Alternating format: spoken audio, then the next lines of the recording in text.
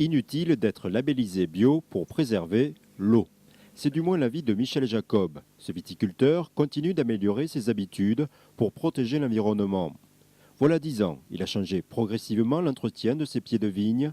Un objectif, éviter de polluer l'eau. On n'utilise ici que des engrais naturels. Nous n'allons plus utiliser de désherbants, qu'ils soient de prélevés ou de post-levés.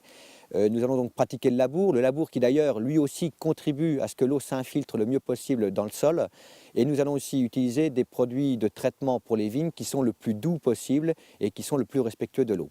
Sur ce coteau à la pente très raide, des aménagements ont été effectués afin d'éviter que les eaux de ruissellement s'écoulent directement dans la rivière toute proche. L'enherbement va permettre à l'eau d'être au niveau des vignes stoppée, puisque l'herbe va retenir l'eau et la faire s'infiltrer en profondeur.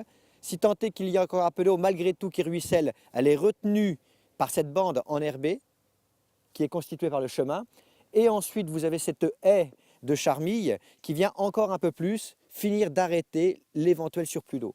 Ici, les eaux de lavage des cuves et du matériel agricole sont retraitées à hauteur de 98%. Dominique Clity se préoccupe lui aussi de la préservation de l'eau. Lors de la sécheresse de 2003, la préfecture a imposé des restrictions horaires d'irrigation. Une décision arbitraire et inapplicable. Les agriculteurs, en concertation avec le préfet, ont alors établi des quotas d'usage de l'eau en fonction du besoin des plantes et de la pluviométrie. Par ce système de quotas, on nous demande de savoir exactement quelle quantité d'eau on met parcelle par parcelle ou du moins culture par culture.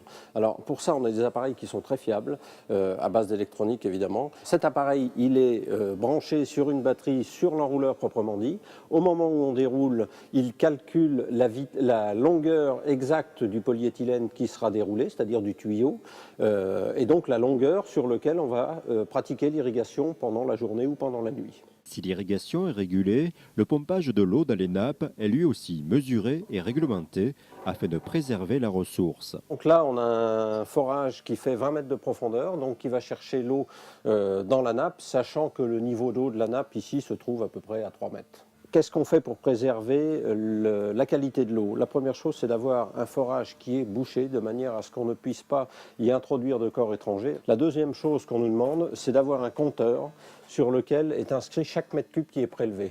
Donc dès que je mets la pompe en route, le compteur se met à tourner, ni plus ni moins qu'une adduction d'eau que chacun a dans sa maison. Dominique n'a qu'un regret, que ces bonnes pratiques soient peu connues. Alors les agriculteurs sont consommateurs d'eau, mais à égalité avec les particuliers et les industriels. La crainte qu'on peut avoir, c'est que toutes les demandes se focalisent envers l'agriculture et non pas envers les autres usagers. L'association des irrigants de l'Aube regroupe 150 adhérents. Leur usage de l'eau s'étale d'avril au mois d'août.